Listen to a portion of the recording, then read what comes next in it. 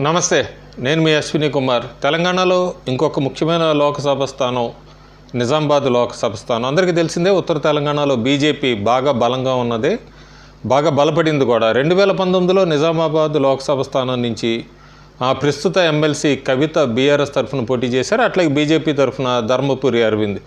అయితే దాదాపు 15 లక్షల ఓటర్లు ఉన్నారు నిజామాబాద్ లోక్సభ స్థానం పరిధిలో. దానిలో 68% అప్పుడు ఓటర్ టర్నౌట్ ఉంటే 45% ఓట్ షేరు బీజేపీ ధర్మపురి అరవింద్కి వచ్చింది. రెండో స్థానంలో బీఆర్ఎస్ పార్టీ కవితకి 39% ఓట్ షేర్ వచ్చింది.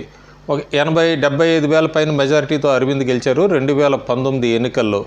తిరిగి 2024లో బీఆర్ఎస్ తరఫున కవిత పోటీ చేద్దాం అనుకున్నారు, కానీ అనూహ్య పరిణామాలు జరగటం, అట్లాగే ఢిల్లీ లిక్కర్ స్కామ్కి సంబంధించి కవితని ఈడీ తర్వాత సిబిఐ అరెస్టు చేయటం, ఇవన్నీ జరిగిన పరిణామాల్లో బీఆర్ఎస్ బాజిరెడ్డి గోవర్ధన్ని బరిలోకి దింపింది. అట్లాగే కాంగ్రెస్ పార్టీ జీవన్ రెడ్డిని బరిలోకి తీసుకొచ్చింది. ధర్మపురి అరవింద్ మళ్ళీ 2024లో బీజేపీ తరఫునే పోటీ చేస్తున్నారు నిజామాబాద్ లోక్సభ స్థానానికి. నిజామాబాద్ లోక్సభ స్థానంలో ముఖ్యంగా బీజేపీ తరఫున ఎందుకు అంత పాజిటివ్గా ఉందంటే, ప్రధానమంత్రి నరేంద్ర మోడీ 2023 తెలంగాణ ఎన్నికల ముందు టర్మరిక్ బోర్డు, నేషనల్ జాతీయ పసుపు బోర్డుని నిజామాబాద్కి శాంక్షన్ చేయటం, అట్లాగే నిజామాబాద్ ప్రజలకు కూడా ధర్మపురి అరవింద్ ఏమన్నా హామీ ఇస్తే ఆ హామీని ఖచ్చితంగా మోడీ ద్వారా నెరవేరుస్తాడు, రైతుల పక్షాన ఉంటాడన్న ఒక నేమ్ అయితే నిజామాబాద్ జిల్లాలో బలంగా వెళ్ళింది. అందుకే 2024లో కూడా ధర్మపురి అరవింద్ 2023 అసెంబ్లీకి పోటీ చేసి ఓడిపోయినా కూడా 24 లోక్సభ ఎన్నికలకు సంబంధించి ఇప్పటికే ప్రచారం ఉధృతం చేస్తున్నాడు ఆయన. కాకపోతే మిగతా పార్టీలు ఇంకా ప్రచారాలు మొదలు పెట్టాలి. ప్రస్తుతం ఇప్పటికిప్పుడు లోక్సభ ఎన్నికలు జరిగితే ఏ పార్టీకి ఎంత ఓట్ షేర్ రావచ్చు అనేది నేను జన్ లోక్పాల్ సర్వే తీసుకొని ప్రతి లోక్సభ నియోజకవర్గాన్ని ఎంత ఓట్ షేర్ రావచ్చు అనేది గత 4-5 ఐటెంలో తెలంగాణకి సంబంధించి పెడుతున్నాను. ఈరోజు నిజామాబాద్ ఇప్పటికిప్పుడు ఎన్నికలు జరిగితే లోక్పోల్ సర్వే ఏం చెప్తుంది, జన్ లోక్పోల్ సర్వే అనేది.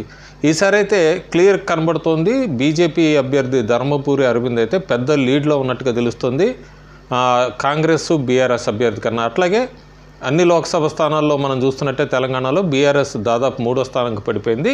అదే రిఫ్లెక్ట్ అవుతుంది నిజామాబాద్ లోక్సభ స్థానంకి వచ్చినప్పుడు. ఇప్పటికిప్పుడు ఎన్నికలు జరిగితే కనుక బీజేపీ అభ్యర్థి ధర్మపురి అరవింద్ 46.9% ఓట్ షేర్ సాధించబోతున్నారని, రెండో స్థానంలో జీవన్ రెడ్డి కాంగ్రెస్ పార్టీ తరఫున ఆయనకి 32.25% ఓట్ షేర్ రాబోతోంది. బీఆర్ఎస్ బాజిరెడ్డి గోవర్ధన్కి అయితే 15.29% ఓట్ షేర్ రాబోతుంది. Lokpal survey 2% vote share samples తీసుకున్నారు.